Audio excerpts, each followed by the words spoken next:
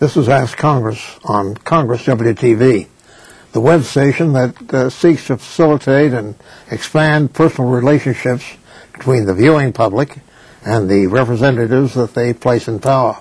Our goal is to create avenues of communication that will break down the barriers of location, nationality, and culture, and bring about a true sense of our global community. Today we're privileged to have on our program the distinguished Congresswoman Ileana Ros-Lehtinen from Florida's 18th Congressional District.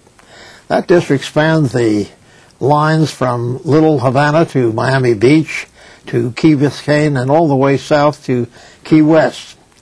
Now, she was forced to flee with her family from the oppressive communist regime of Fidel Castro. Congresswoman Ros-Lehtinen became the first Hispanic woman and the first Cuban American elected to the Congress. She's presently the ranking member of the House Committee on Foreign Affairs, which actually is the Republican chairman of the Committee on Foreign Affairs. And serving in this role, she's been a tireless advocate for the advancement of human rights across the globe. Previously, the Congresswoman served as chair of the Subcommittee on the Middle East and Central Asia, the Subcommittee on Africa, the Subcommittee on International Operations and Human Rights, and as Vice Chair of the Subcommittee on the Western Hemisphere. Great to have you here. Thank you so much, Lester. I appreciate the opportunity, and congratulations on your ability to reach out internationally on the web to make sure that you can reach out across oceans and lands to get right to the people who represent other countries as well. What we're trying to do is to provide a somewhat of breaking down the firewalls, breaking down the diplomacy that sometimes gets in the way of actual communication. This is direct contact, so congratulations. Well, thank you. And thanks for the invitation. Thank you. I want to get to an interest of yours, and that is Cuba. You have an intimate knowledge of this situation. How do you feel that this new administration is going to approach Cuba?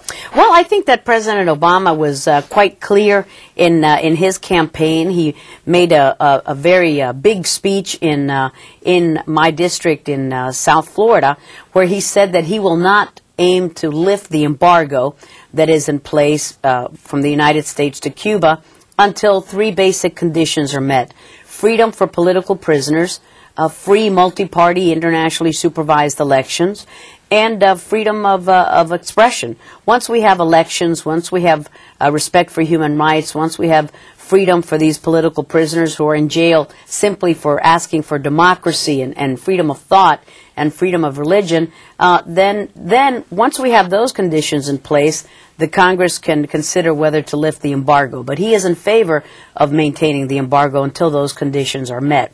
He was also quite clear that he is against the current restrictions that are in place concerning Cuban-American travel to the island, as well as remittances, that is, cash transfers from families that reside in the United States to their family members in Cuba. He wanted to lift those restrictions, and we expect him to make good on that promise any moment. I'm surprised that he hasn't done it already, because he was quite clear on that. So the President will make good on his promise. I'm sure he's a man of his word. He will lift those restrictions. And but the basic part of the U.S.-Cuba policy will stay in place with President Obama. So a lot of the people who think that President Obama is going to lift the embargo, I don't think that they were really listening to him, because he was quite clear. He's going to keep it until we have freedom for political prisoners, we have free elections, and we have free expression of ideas. You know, in Cuba, you can't even form a union. It's against the law.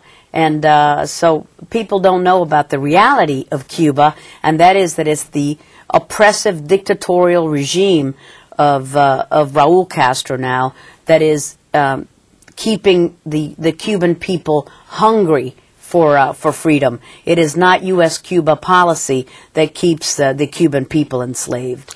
How about the relationship now between Cuba and Russia?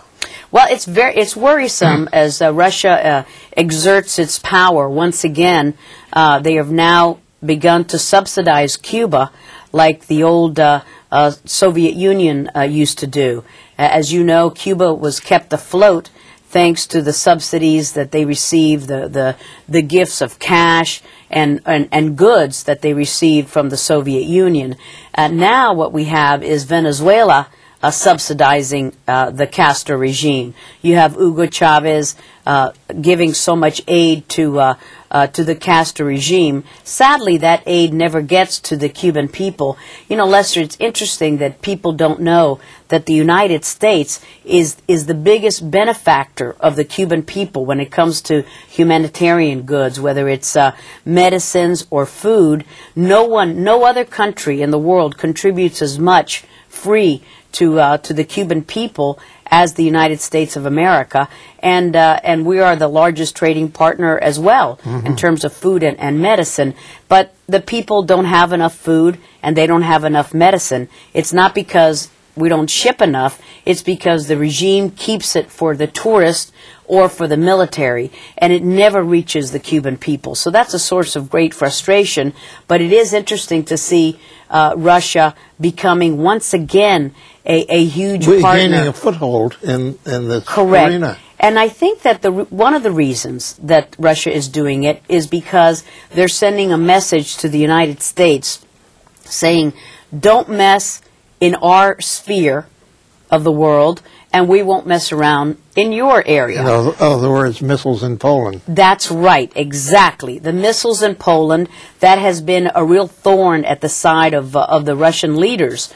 And the United States has been on this program to place those missiles there in order to protect all of Europe and protect everyone. Every free people deserves protection from the overarching military aims of Russia. And the ulterior motives of Iran in that area. That's right. It serves as a protection against Ahmadinejad or any of the other ruling leaders of Iran who want to establish with their tentacles control over certain sectors of the world. And so this is a defensive mechanism. It's not that we're going to attack Iran, not at all, but it's a protection for the people around that area to know that the United States will help them, will protect them from any military aims of Iran. And so because Russia was really ticked off at these actions of the United States, they're saying to us, I believe, you stay out of this area or we will butt into your areas. And that's why we've seen these Russian military exercises off of Venezuela, off of Cuba, and off of different areas where countries have not been friendly to the United States. Russia has stepped in because Russia has nothing to gain from being militarily involved or economically involved in Cuba. It's a message that they're sending to the United States. Has there been any change in the operations or in the philosophy of Cuba since the transition to That's Raul? an excellent question. So many people, Lester, think that, well, if Fidel is gone and Raul is now the new sheriff in town, and he's really the new dictator in town, there's a change in Cuba. Well, changing from one tyrannical leader to another is no change. Changing from one dictatorial head to another dictatorial head is no change. The communist system remains in place in Cuba, and people are not allowed, as I said, to form a union. They're really hassled if they go to church too often. If you say that you want to have democracy in Cuba, you are thrown in jail. It's amazing. And the biggest advocates of engaging in Cuba while the communist dictatorship is still around, I don't think that they realize or they don't want to realize that if they were in Cuba themselves, they would be the first ones to be jailed because you cannot advocate for change in Cuba. And here we have the greatest democracy on earth, the United States of America, where you not only advocate for change, you can say just about anything you want against this government except physical harm to the president or to the leaders, and that's cherished freedom of expression. So in Cuba, you have a system where nothing is allowed, not even an interview such as this would be allowed. For example, you would have to get clearance from the Cuban regime to have a program like this, and they would insist on knowing every question that you're going to ask me. I don't even know what you're going to ask me, and I don't care. But we have freedom of expression, and you have the freedom to say whatever you wish in a democracy. But in Cuba, you have no such democracy. But it's just so ironic that the biggest proponents of engaging with Cuba are the ones who would be the first to get thrown in jail themselves. To another area of Cuba, Guantanamo. How do you feel about the closing? Well, I believe that the president is misguided in shutting down Guantanamo, because what he's done is he's issued an executive order that says we will close down Guantanamo in a year's time, no matter what the situation is. Suppose we catch bin Laden, and I hope that we do, a year from now. Where will we put him? We can't put him in Guantanamo because the executive order says that place will be shut down. And I understand that there's been a black eye because of Abu Ghraib, because of actions that took place that were illegal. In fact, we charged those people with criminal acts, and they've been prosecuted. And now President Obama has signed an executive order saying we will not have any sort of torture. So if we're not going to have any of those terrible acts being committed anymore, I see that there's a real need to have a Guantanamo, a facility to store the worst of the worst. These are people, about 250. Where will we put them? That's the question, is what do we do now? And is it not the fact that this is really not a question of geography, of where they put people, but it's a question of the treatment that is given to the people that is involved? Exactly. Because if you close Guantanamo, well, fine, you close Guantanamo, I'm against it, but that you do it. Where would you house these individuals that we cannot find countries that will take them? No one wants these folks back. The ones that we have put back, we have seen evidence that they have gone back to the battlefield and have engaged militarily against our troops. And they have become leaders once again of Al-Qaeda or the Taliban. And if you don't have Guantanamo, you would put them somewhere else. So as you say, it's not a matter of geography.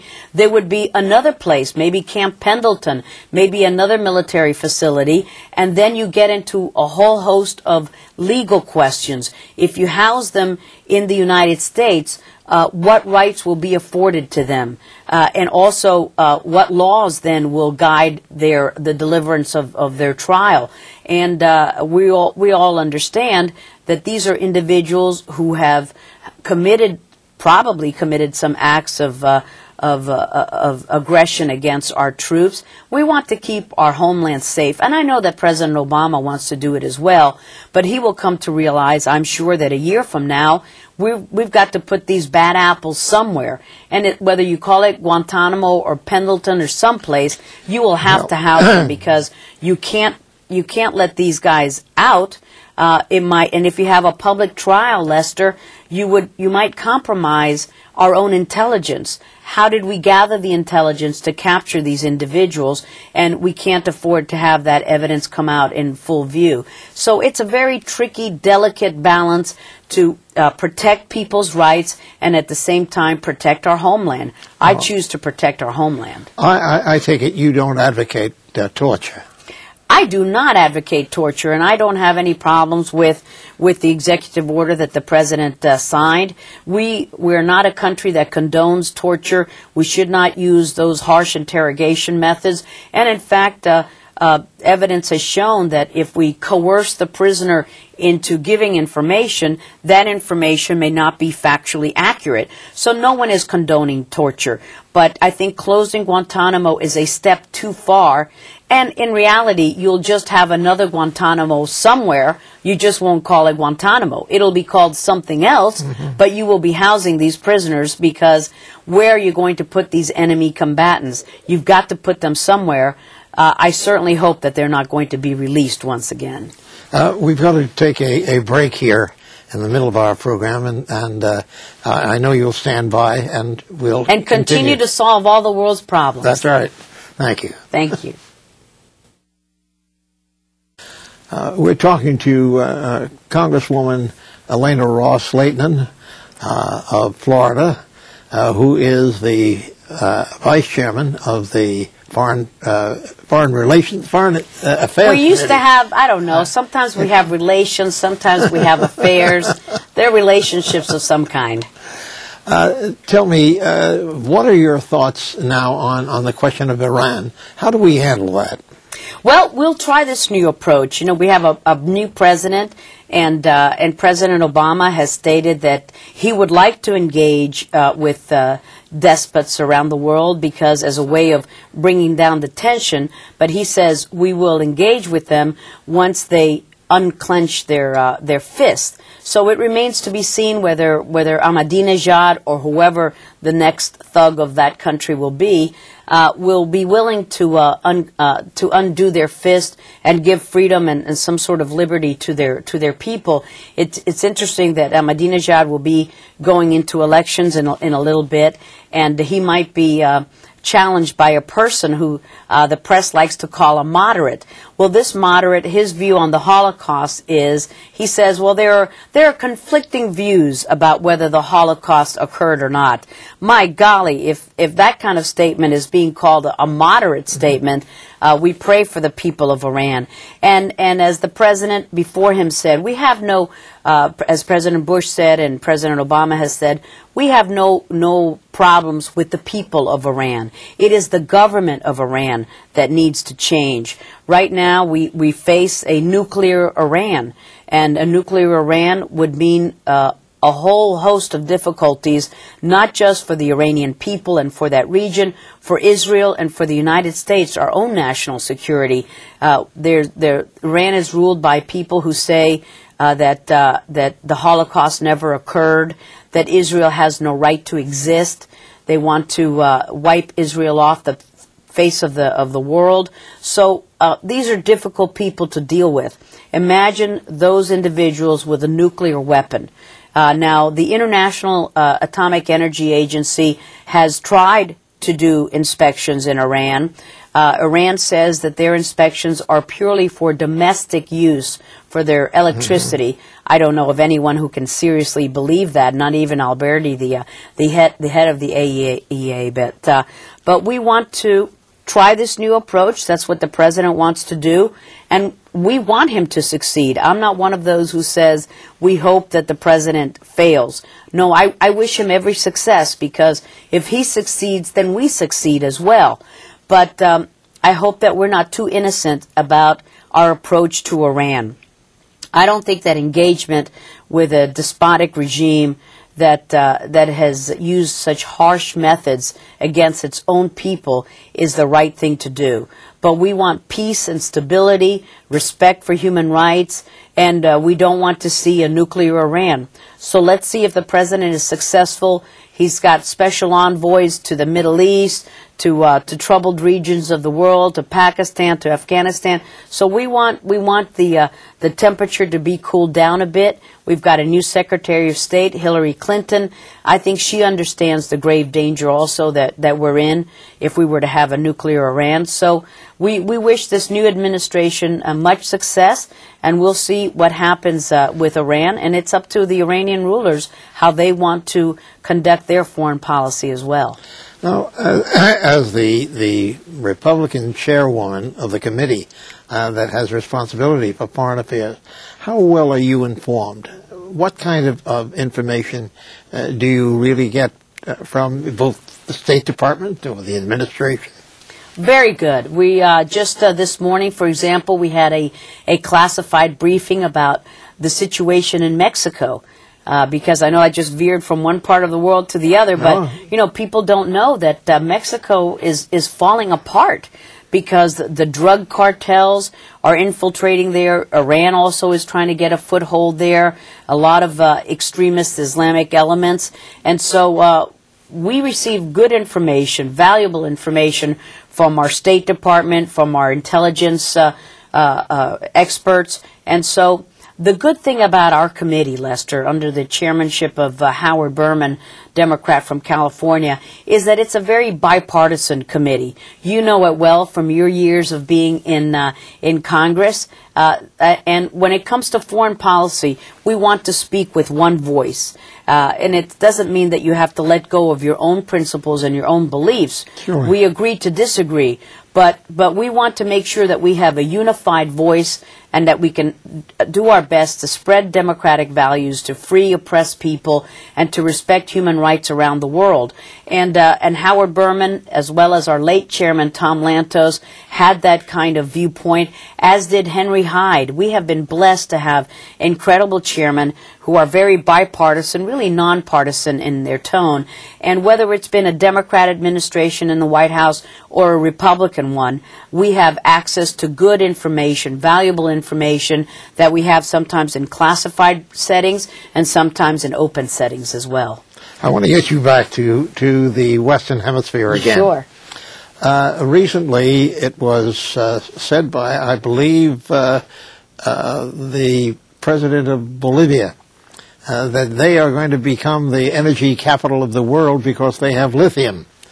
Now, that's a very interesting situation. It is. Because perhaps the source of our energy will come from another area of the world. Something that people had never even thought about.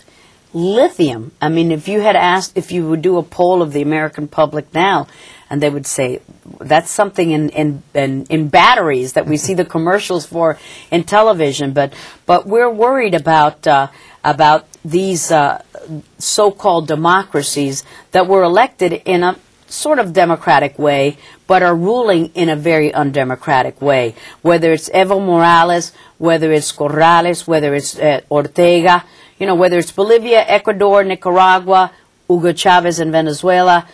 These are folks who are trying to assume more power in the legislative branch, in the judicial branch, and obviously they have it in the executive branch. So there's been no clear line between the branches of government.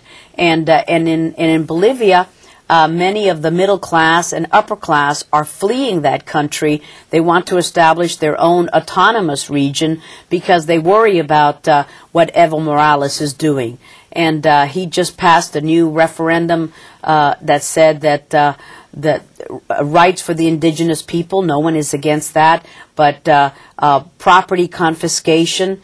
The route that he's going with property confiscation, with denial of rights to other individuals, is worrisome, and the promotion of coca as the almost the national flower or the national plant. So it's worrisome because they take rights away from individuals and they don't respect private property.